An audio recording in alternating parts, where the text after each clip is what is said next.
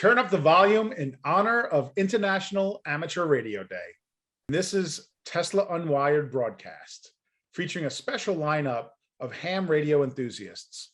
Baseball legend Joe Rudi, Ted Rappaport, the innovator who brought us 5G technology, and Ed Wilson, the vice president of the Suffolk County Radio Club. I'm your host, Marc Alessi, executive director of the Tesla Science Center, and we gathered this panel of radio champions to share their knowledge and stories of how radio transformed their lives and work.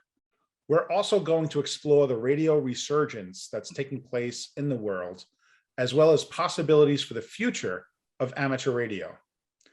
Let's start by meeting our guests and learning about their special connections to radio.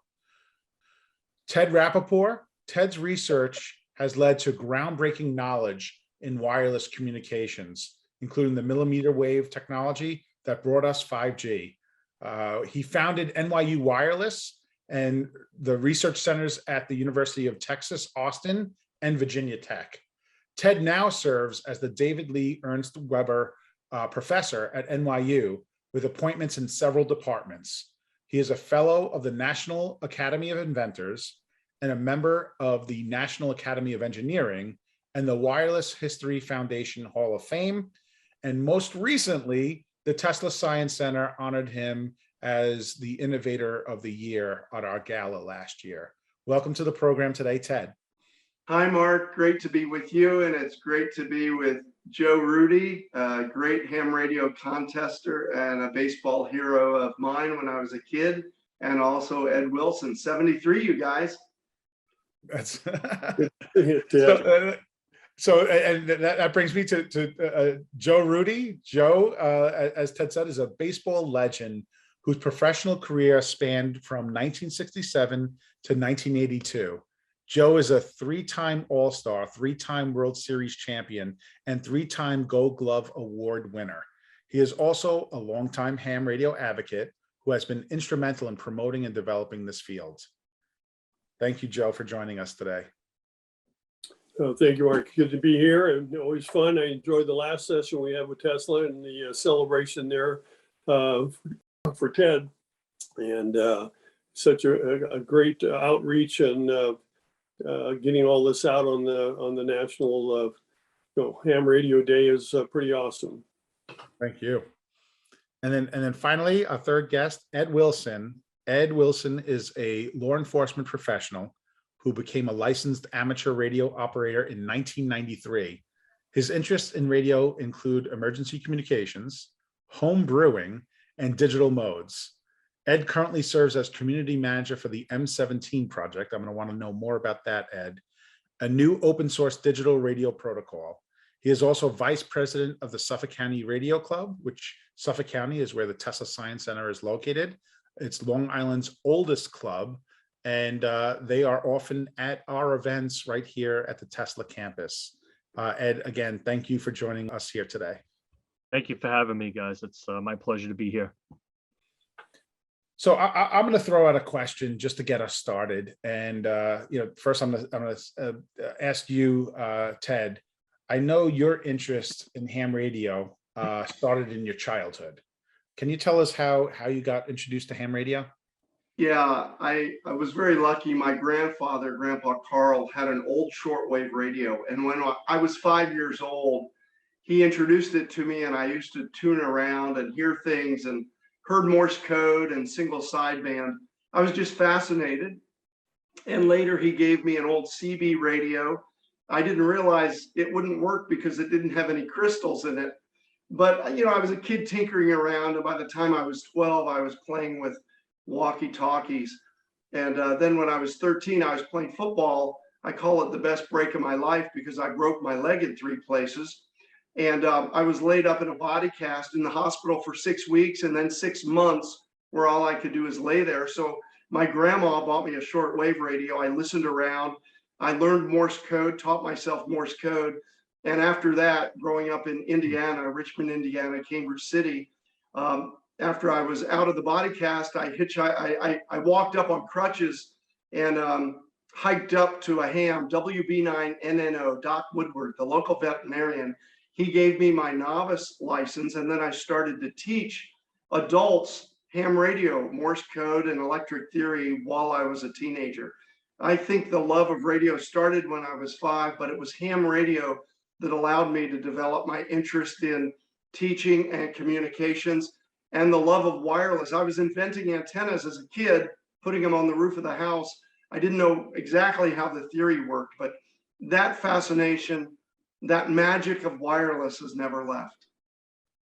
Oh, that's pretty obvious because you just helped light up the world with the latest generation of cell phones with 5G, and you could kind of draw the line all the way back to those early experiences with amateur radio.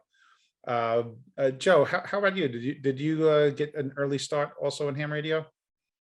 I didn't get my license early on. I think my first encounter with DXing, I called it, was, well, I grew up on a dairy, in my grandparents' dairy, and my grandfather had a big old Philco radio. It had the old curved top on it, if you remember those way back when.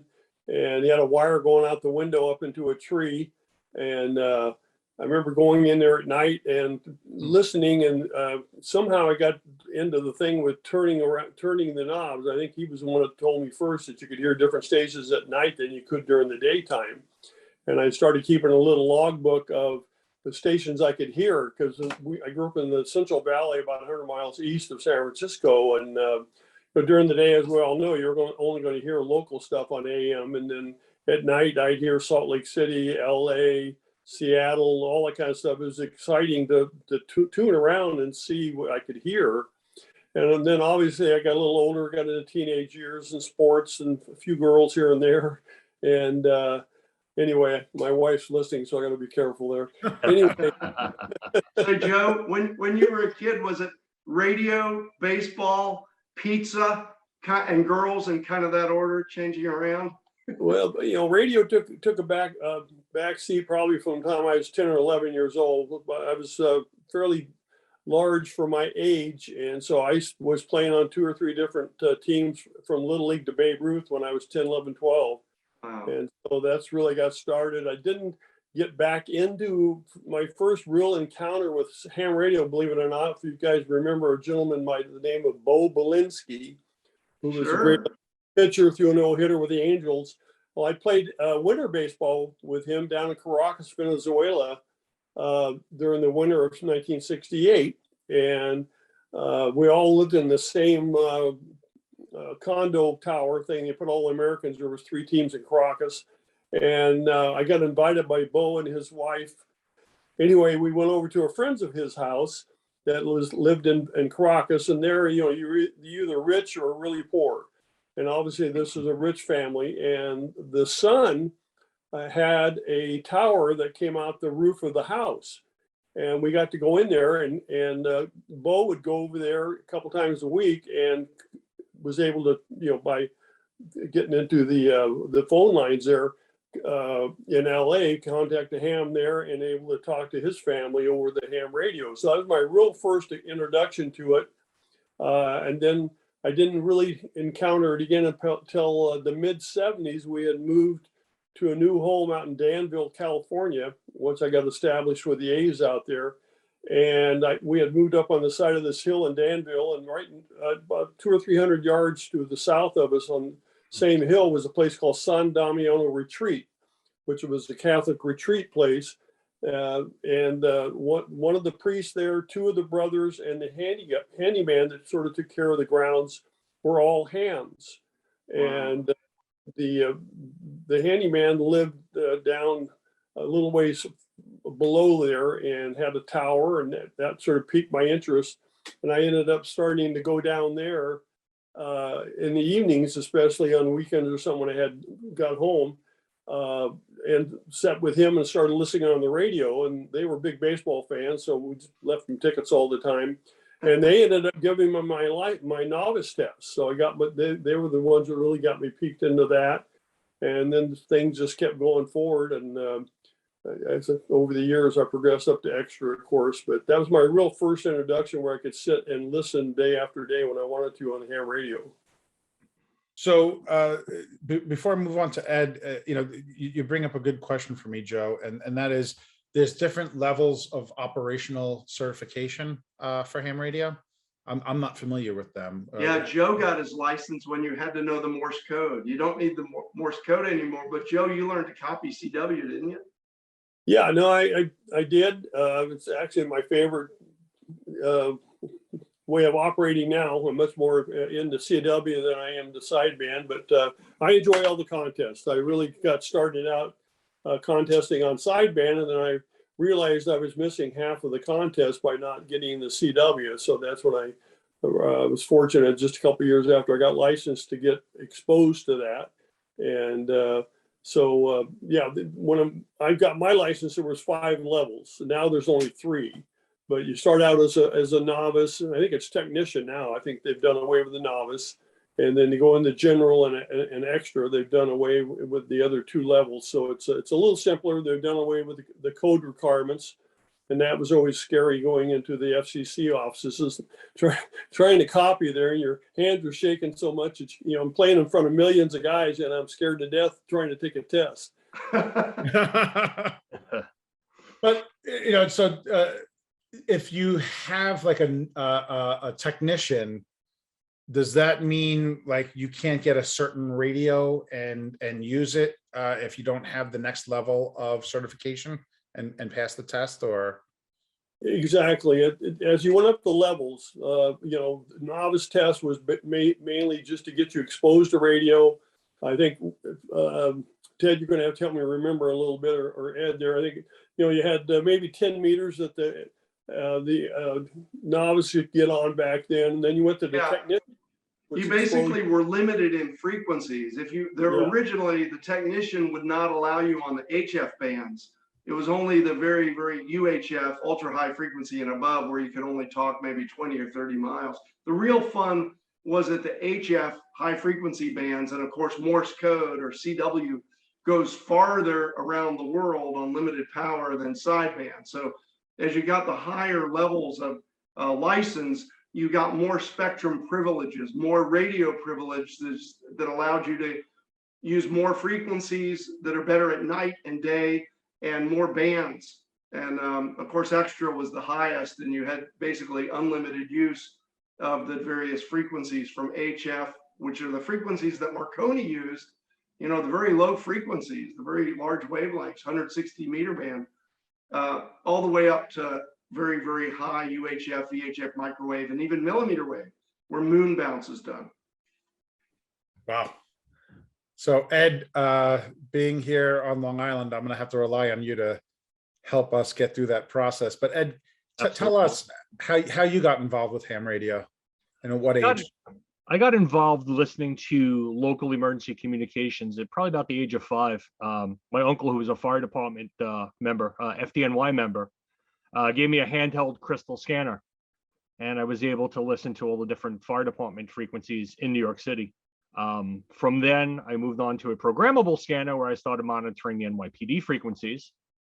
And then eventually I started scanning through the spectrum, and I found these guys talking about all sorts of crazy things on the local 2-meter repeaters. Ed, were you young then, or were you an adult?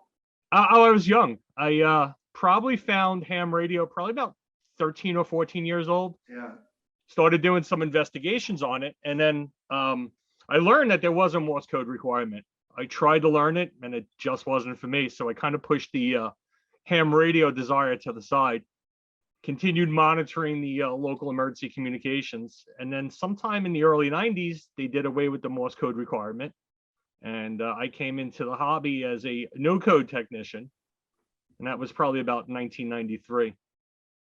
And I predominantly used just VHF and UHF frequencies. I didn't really get into HF or upgrade my license up until last year.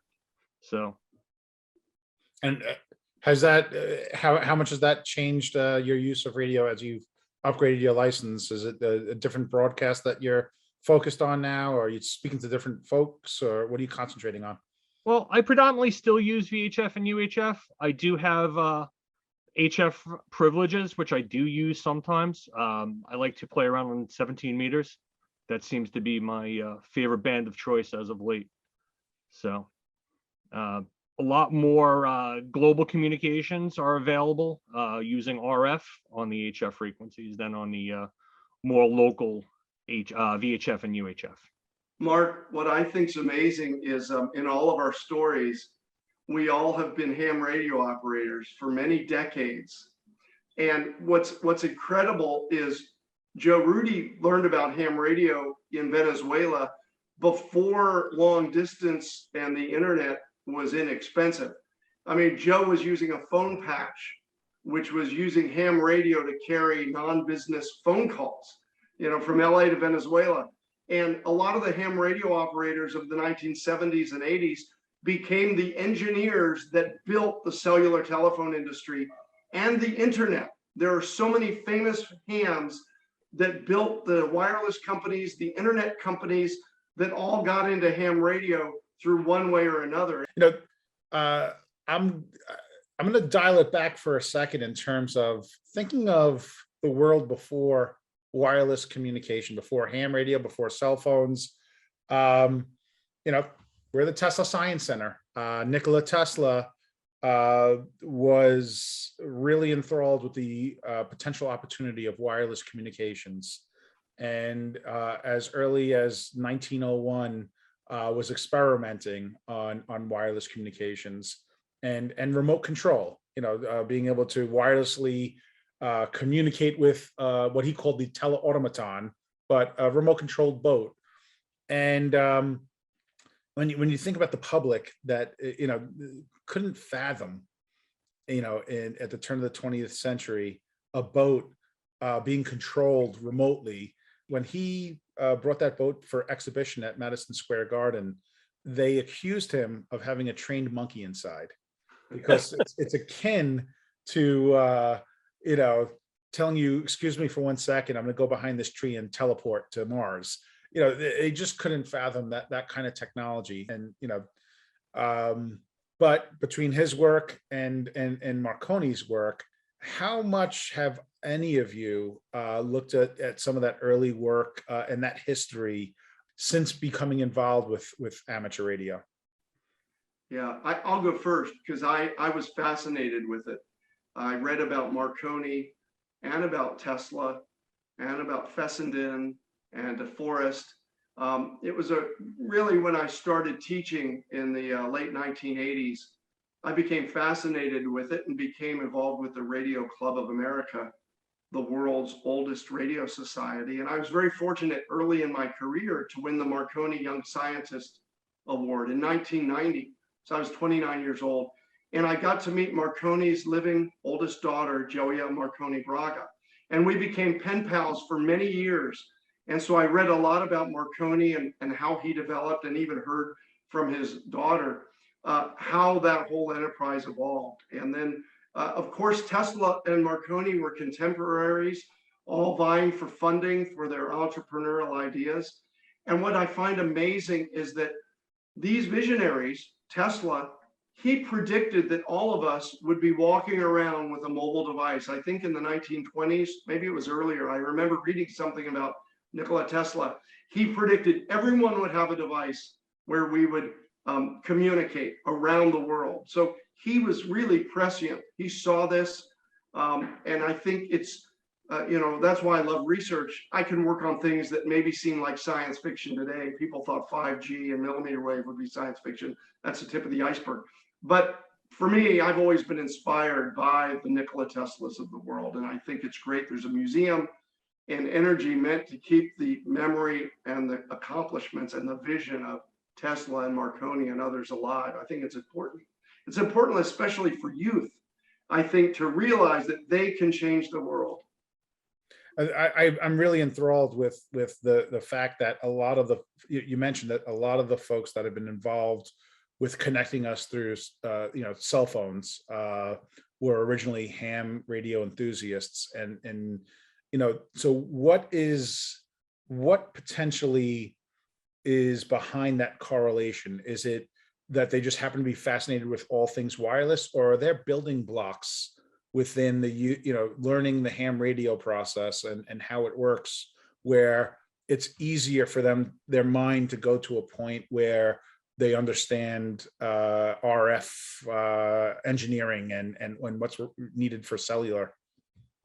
Well, I'll comment, and I'm sure Ed and Joe have other thoughts because they came at the hobby a different way and they've seen much more, I'm sure, than I have. But what I've seen is when youth get excited about something and start mastering the capability, they gain more confidence.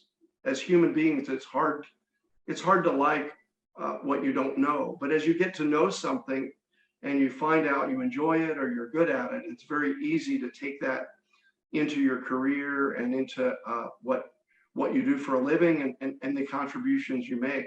I can think of so many amazing ham radio operators as kids who changed the world for us. Fred Terman, who was the dean at Stanford, who created Silicon Valley, was a ham when he was young. Collins Radio, Collins, a great company. He was a youngster doing ham radio when he was young, messing with tubes. Walter Cronkite, the world's most recognized newscaster, was a ham radio operator, and he wound up going into broadcast. Owen Garriott, the famous astronaut who's been on the space shuttle and made ham radio contacts. I got to work him on a 2-meter radio when I was a student at Purdue. The astronaut flying around the world with ham radio. I think that you get into it young, and so you just get comfortable with it. Computers, radio, it's all there in the hobby of ham radio. But others like Ed and Joe came and saw it in a totally different way. So they probably have a different perspective.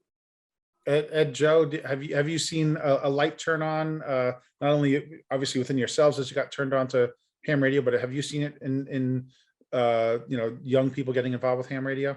I know I have.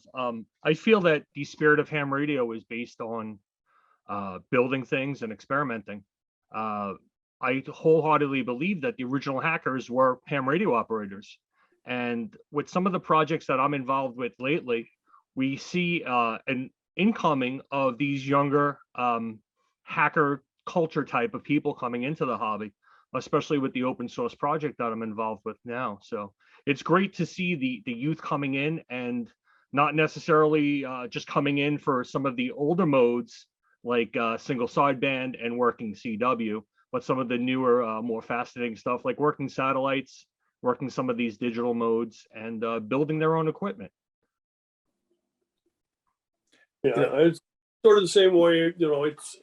I've met thousands of hams over my 45 years of being a ham now, and I can't tell you. I wish I'd have kept track, but it'd be impossible. The number of them that I met that were electrical engineers. They started out, in their younger years, getting into ham radio, getting exposed to that technology, and piqued their interest, and it just led them down that career of getting their EE and moving on to so many different facets. It's just it's a great thing about ham radio is there's something for everybody. I mean, all the way from my side, which I love contesting, all the way up into the very high frequency stuff like we're talking about moon bounce and all the different new technical things. They've got what they call FT8 now, which is computers talking to computers at levels we can't even hear, like 20, 30 dB below are being able to hear. The computers are able to talk to each other all over the world on very low power, very small antenna. As I moved down here to Florida, I had to give up my big station, and I just have a very simple 20-foot flagpole antenna, just a vertical piece of metal sticking up. And especially on FT8, I've worked all over the world, which is still mind-blowing to me at my old age that I can do this. So there's just so many facets. And so I think as these kids get involved at an early age, which we've tried to get them to do, I had 4 children. I was only able to get my oldest son to get his ham license. And so he's mainly on VHF and UHF out of his car now. But anyway, it's a great hobby, as I've said before, and there's just something for everybody. Yeah, and as hobby of hobbies. Joe pointed out, he built an amazing contest station, which is lots of towers and lots of antennas, and I've done that too.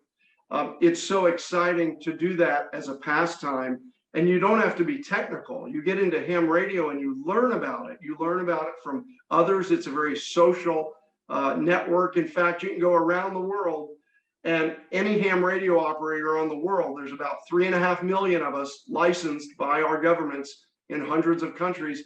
It's a fraternity. A ham radio operator in any country it's virtually, you've got an instant friend. And not people are not technical, but they build these stations. And Joe has he had an amazing contest station, and very famous, big signal, could talk around the world. And I've built one in my rural home in Virginia on top of a mountain. You know, it's kind of a fun part-time thing to do. You don't have to be technical. There's this worldwide community and always a local community of people that will help you get involved, lend you equipment, provide expertise. It's just a fascinating way to learn and keep up with things. And there's so many facets, as Joe and Ed said, from emergency communication and helping out local marathon races in your community to passing emergency traffic or sensing where things are. Ham radio is so diverse, and it's a great hobby. There's a couple of questions that just come right out of that, and I was thinking, Ed, this is a hobby, but Ted mentioned it and you mentioned it. This is an essential communication device when in an emergency, especially when communications go down. And I know that that's one of the things that you're interested in is the emergency services aspects. Can you give us any instances, whether you've experienced them or you know of them, where ham radio became an essential communication tool? I'll give you a couple from my personal involvement. Like I said earlier, I was involved with radio. I got first license in the early 90s, and living on Long Island, I joined our local ARES group, which is the Amateur Radio Emergency Services. So in 1995 and 1996, I was called to help provide communications for two pretty big events that happened on Long Island. One of them were the wildfires that affected the east end of Long Island. So we provided lots of communications for a period of about 3 or 4 weeks there. And then the following year, TWA Flight 800 crashed off the South Shore of Long Island. And again, I was called to provide and help with the emergency communications for that event. Since that time, I have trained and volunteered my time for non-emergency events, but leading up to the potential to use them in case of an emergency. And like Ted said, helping out in marathons like the New York City Marathon, or just some of the local 5K runs that are held throughout the local area. And I'm still involved in the Amateur Radio Emergency Services. I serve as the Assistant Emergency Coordinator for my town here on Long Island. And I am also involved with the CERT group, which is the Community Emergency Response Team, where I serve as the radio officer for the county CERT program.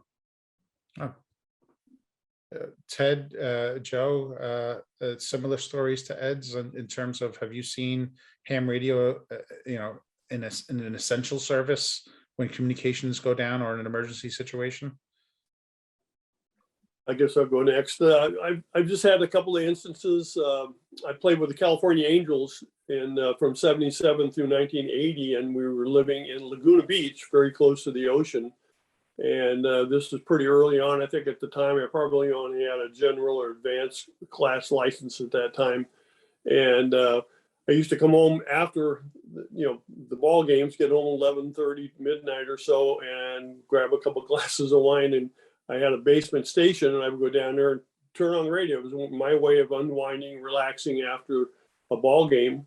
And one of the nights I went down there, I heard a boat down the Caribbean actually calling for help, and they were taking on water. And I was able to call the local Coast Guard station there in Southern California.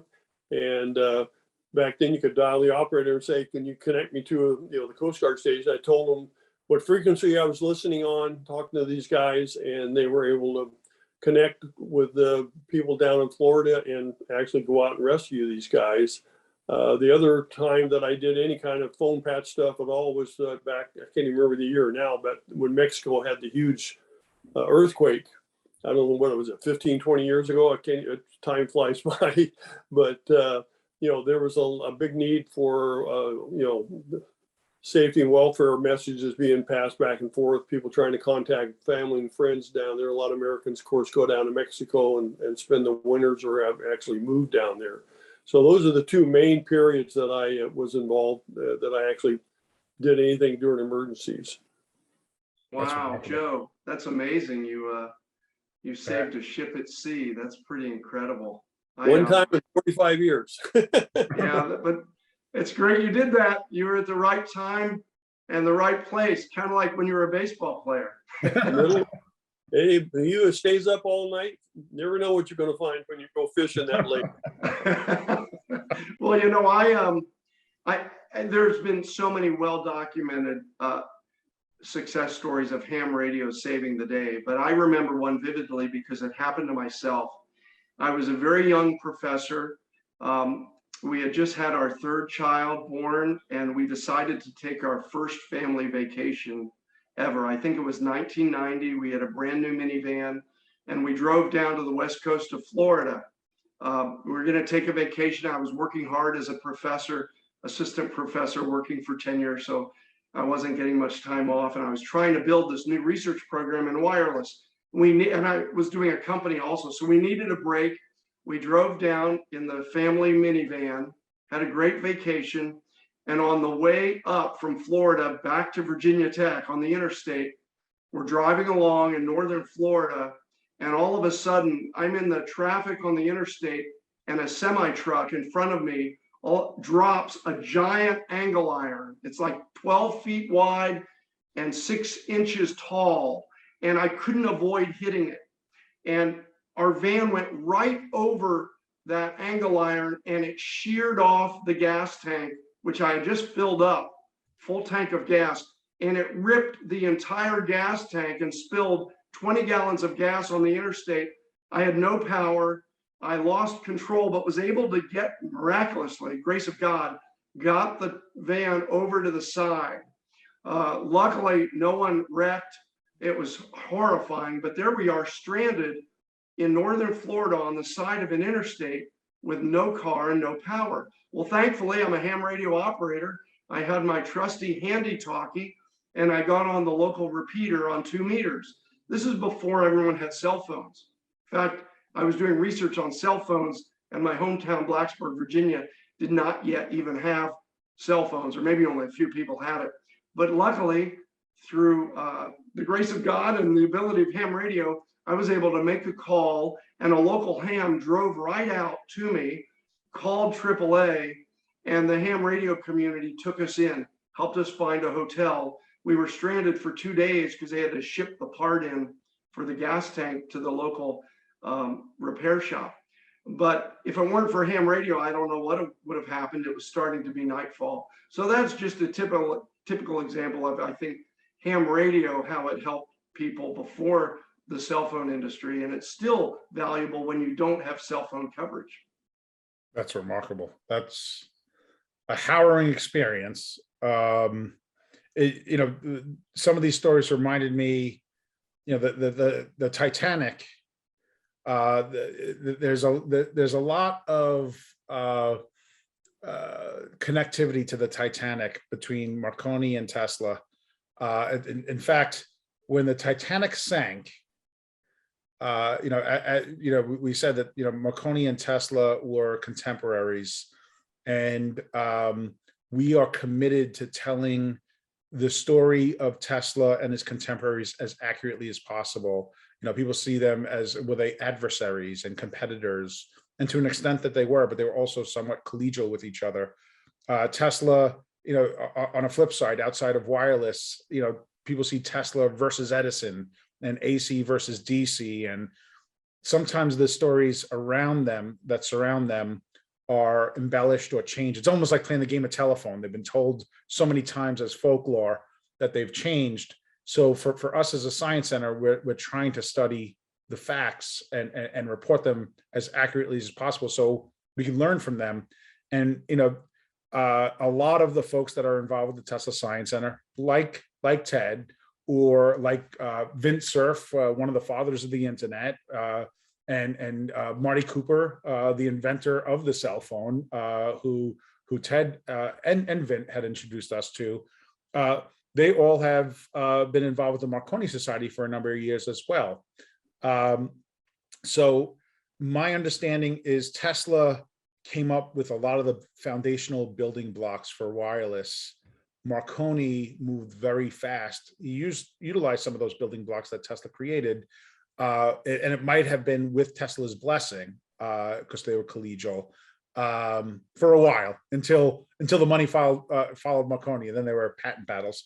But so from our standpoint, Marconi, I think he used like 17 of Tesla's technologies, but he got that signal off, and that's important.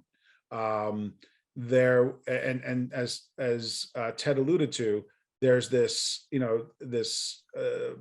they both were looking for funding to do wireless, and Tesla here at the lab that we are preserving and opening to the public, this was supposed to be the epicenter of wireless. He had a 187-foot tower that he was funded by JP Morgan to do wireless communication to Europe.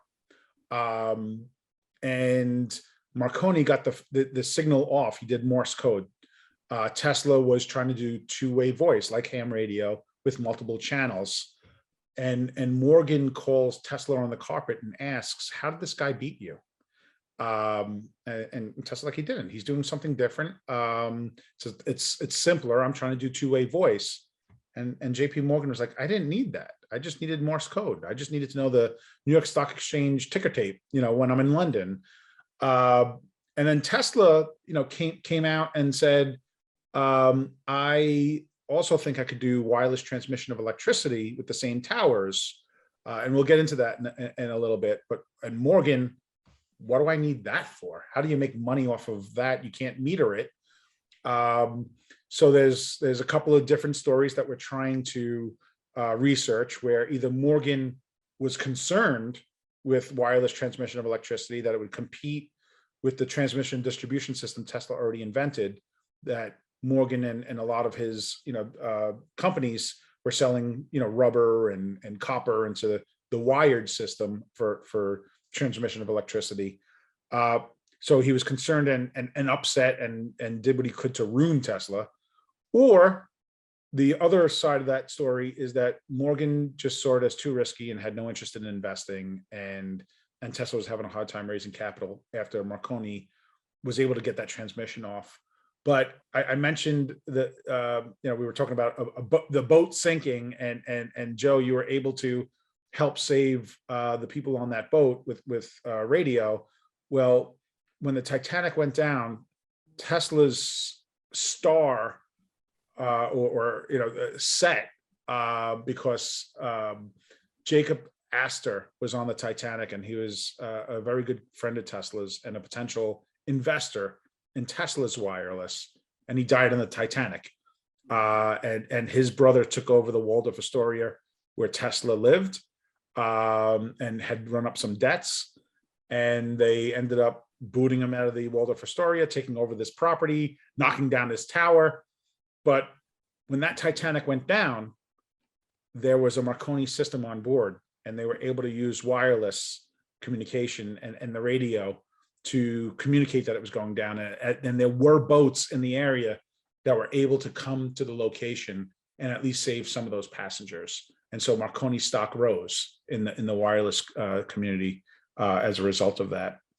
So, Ted has heard me say that we want to look at wireless past, present, future. And I'm not going to get into too much cellular here today, but, for wireless, for ham radio, what is the future of ham radio? Is there new innovation that we should be looking towards that, we're not even thinking of, that will continue to make ham radio more than a hobby, but an essential service? I only know a tiny bit compared to Ed's involvement in the VHF, UHF stuff. But like I said, the one thing now, this FT8 and the ability to, in an emergency with very small antennas, very low power, being able to communicate almost around the world, depending on what band you're on, and pass messages back and forth, way below the level that we could hear with our ears. And there's so many different ones. I don't even haven't really gotten into the Whisper, and there's all these other different VHF, UHF type things they're doing And of course, we have our own satellites, ham radio satellites up there that people communicate through still. And, as I said, I think a lot of the hams that have gone through this period, and a lot of us are getting older now and are not able to keep up the big stations. And it's just as ham radio technologies improves, like I said, I'm here from a fairly large station, just a simple 20-foot tall piece of metal, and I'm able to talk all over the world with the new technology they have now. So I think it's going to continue to grow, and technology continuously changes, and ham radio has always been on the forefront of that. Yeah, K1JT, Joe Taylor, is a Nobel Prize winner, radio astronomist who has developed a lot of these amazing computer modes that Joe mentioned, Whisper, WSPR, and FT8, FT4, that allow digital communications to computer on very low power, 20 watts, 100 watts, to go all over the world. But there are amazing innovations continuing to happen in ham radio, and it's really ham radio that's led the wireless and internet revolution, and it continues. For example, the original phone patch that Joe and I used when we were hams in the 80s and the 70s led to cellular telephone. Packet radio, the idea of packet radio, that originated in ham radio, and then it became adopted throughout the entire internet. And that's now how all voice calls are done in the cellular industry. Hams for decades have been pioneering this radio spectrum up at millimeter wave and sub-terahertz frequencies. Those will be key frequencies for 6G and 7G cell phones 10, 20 years from now. That's going to happen. And continuing to develop infrastructure, equipment that allows basic science to happen. There's a huge effort funded by the National Science Foundation, and it's ham radio operators who are professors that are building low-cost channel sounders to sound the ionosphere, to figure out what's happening several hundred kilometers above us and what the solar energy does to our ionosphere. Space weather. Turns out space weather can affect how well satellites work, how well our electrical equipment works. It may hold the key to the future of the global climate change. Ham radio operators are building the equipment that becomes low cost and easy to use, and then is used for, as Joe said, experimental purposes. And hams continue to do that. And it's a great platform where the hobby is actually dedicated to hobbyists. It's not for business, but it creates this great playground of radio frequencies to build anything you want, to try anything you want, and with this global community. And Ed, you've probably seen other things as well in the emergency field.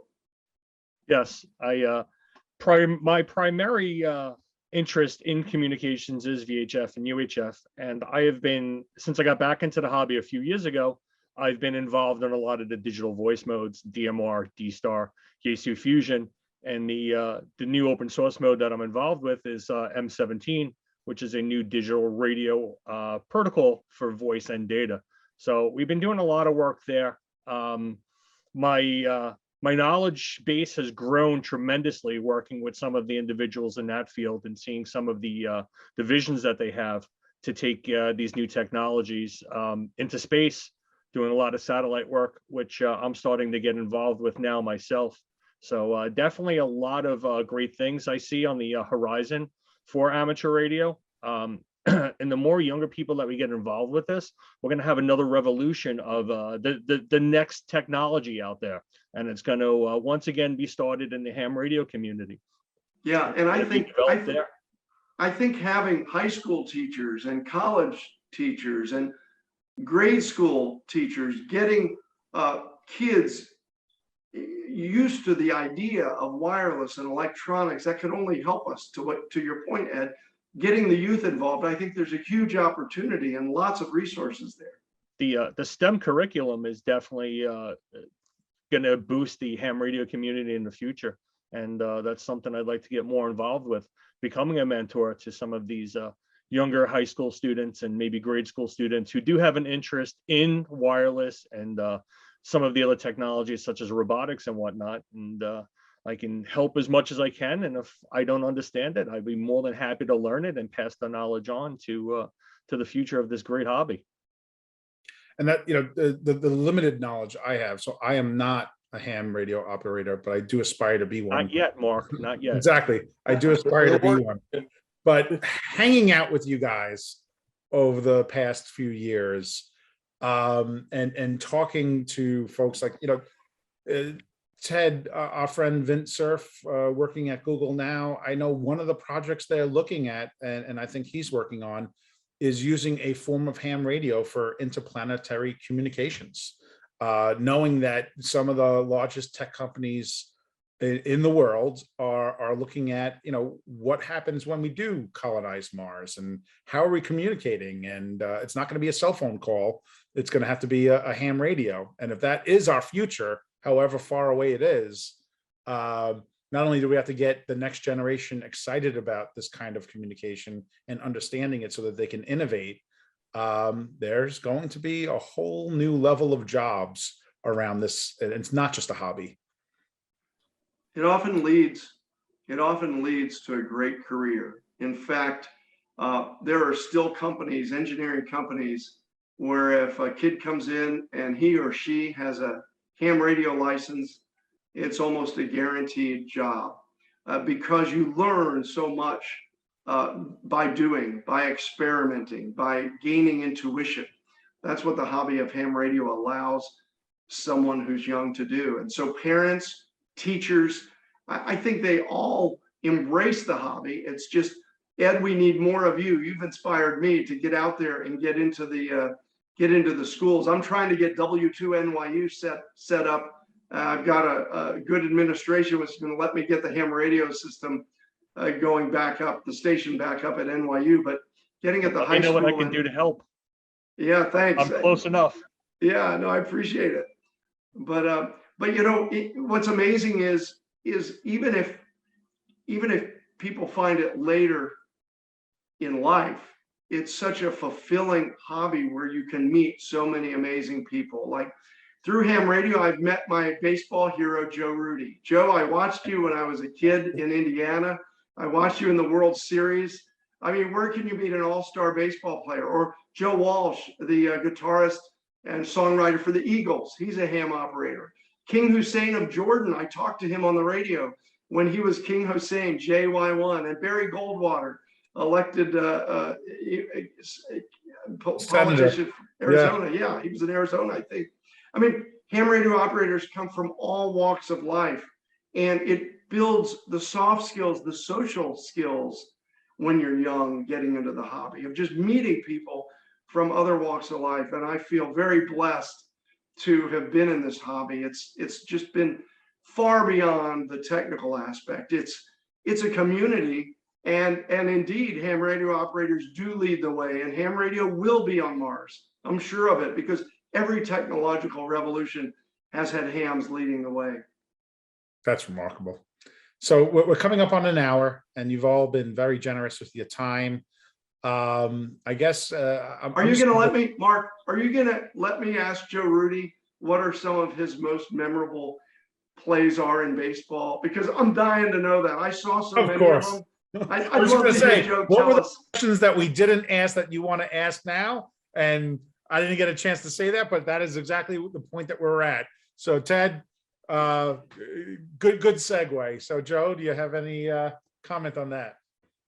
The one thing I always want to add on to what was being said here is that, there's so many of the colleges that have had ham radio stations set up at their colleges for years and years and years that have promoted the same growth at the colleges. And so I worked many of those, as I'm sure all of us have. And in my opinion, trying to get across to the general population that people understand that these cell phones they're walking around with are basically two-way radios. They're just on a different set of frequencies than we use. And just like the police have their own frequencies, the military has their own frequencies, that the spectrum is sort of like a ruler. It goes from 0 to infinity, and there are little segments chopped along that line that are given to different entities. And, again, cell phones are just another two-way radio. Getting back to baseball, I guess, again, my most memorable ones are, of course, from the World Series days. And I think going back to the catch I made in 1972 in Cincinnati, I don't know how much you have, but, I was a big Reds fan. That was the most amazing catch I think I've ever seen. Well, it was set up by a lot of years. I signed out of high school at 17. I was playing shortstop, never played the outfield. Played a little bit of third base in the minors, not much outfield. I went actually from A ball to the big leagues in 1967. And when they first put me in the outfield out there, I went to a major league ballpark. The hitter looked like an ant. He was so far away. And so it took me quite a few years, and I was very blessed when we moved to Oakland in 1968. We had a gentleman by the name of Joe DiMaggio that agreed to become a coach with the A's for 68 and 69. And we had a manager named Bob Kennedy, and he and Joe DiMaggio sort of took me under their wing. And every day from the beginning of spring training all the way through the season, or if we had a night game with a doubleheader the next day, Bob would stand over by the third base coaching box. Joe would be in the outfield with me, and they would hit fly balls and start teaching me. And I remember, especially in spring training, Joe trying to teach me how to go back on that very play. And I would turn and run to a spot, and the ball would be 50 feet over that direction. It took me thousands and thousands of plays with Joe trying to teach me how to go back and turn on the ball, learn the line, where the ball is curving. And that same play that I made in the World Series, I practiced that 10,000 times with Joe. Wow. Joe 2 years. And it's just one of those fascinating things. And I think my other big moment that comes to mind was the home run in the 74 World Series that clinched the World Series against the Dodgers off of Mike Marshall. They had the big ruckus in left field. Bill Buckner had made a comment back in those days that there was only a couple players, Reggie Jackson and Catfish Hunter, that could have made their roster. He put that in the paper, talking about fuel for getting people up. And so that was a big blow up in the Oakland papers. And so in that fifth game, he had hit a double, trying to stretch it into a triple, got thrown out at third base in the top of the seventh. So when he went up, he was playing left field also, went out to left field in Oakland, and the fans just showered him with beer cups and you name it, they threw on the field. So there was like a 15-minute delay during that time, cleaning up the garbage, and the announcer telling the fans to quiet down and blah, blah, blah. And during that whole period of time, Mark Marshall never threw a pitch, did not do one warm-up pitch. Wow. And so he said, I don't need it, let's go. And so I figured he had a great screwball, which was almost unhittable. And I said, well, he can't throw that with, waiting that long. So I was looking for a fastball inside.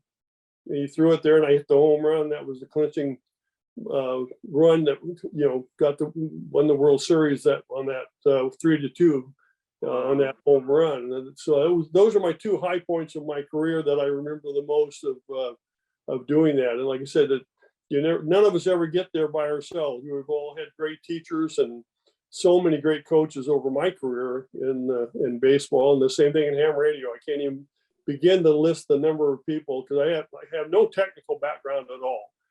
I did very little on the inside of the station. I was mainly the tower builder and putting the antennas up and stuff on the outside.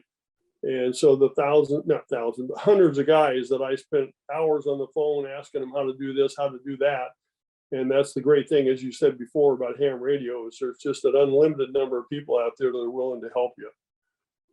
Is that your World Series trophy that's to your right, to our left, and the gold glove next to it? And what's that bat above the top wall? The bat up the top is one of my treasured things of Yogi Berra, who was just a great guy, and got to talk to him many, many times when we was in the Yankees. And of course, he was coaching the Mets in '73. And I got him to sign that bat and the ball for me. So that's Yogi Berra's bat and stuff. The picture right below that is a picture of Babe Ruth and Yogi. I wish I had those both signed. Wow. But Yogi was one of my idols. He was just a tremendous guy. You're talking about somebody that was persona on TV and stuff. He was exactly like that off the field. Just funnier than heck. That's great. Amazing. That made my day. Thank you for sharing You made that. all of our days. Yeah. Ed, any closing comments on your end? I just want to say that for those who aren't involved at radio, hopefully that this sparked a little interest in them. And feel free to reach out to one of your local radio clubs or reach out to the Amateur Radio Relay League and find out how you can get licensed in your local area and join this great hobby. I've had the pleasure of meeting lots of great people in the hobby and getting to play around with some really cool cutting edge technology and experimenting and building antennas and radios and whatnot. And it's just been a blast. It's been a lot of fun. Thank you for having me here today, Mark. Thank you. Thank you. Thank you, And Mark. Thank you, Yeah, Ted. thank Thank you, you, Mark. Joe. This was really appreciate all the time and the conversation today, and look forward to continuing that conversation. Maybe next year in celebration of National Radio Day again, we could reconvene and we'll invite more friends that we mentioned today on the call. Great. That's 73 in Morse code. That means best Yeah. wishes. 73, Ed, everyone. Thank you, everyone, for joining us here today. It was an invigorating conversation on a technology and a hobby that not only helps spawn innovation, but has a tremendous future. The Tesla Science Center will be working with our local radio club, Ed and his members, to get more and more involved, which makes a lot of sense for the Tesla Science Center to be involved with the amateur radio movement. So if you're listening to today's broadcast, please reach out to us if you have an interest in ham radio, and we'll continue to compile a list of folks that need training or who want to be networked with the individuals in this movement. Thank you so much.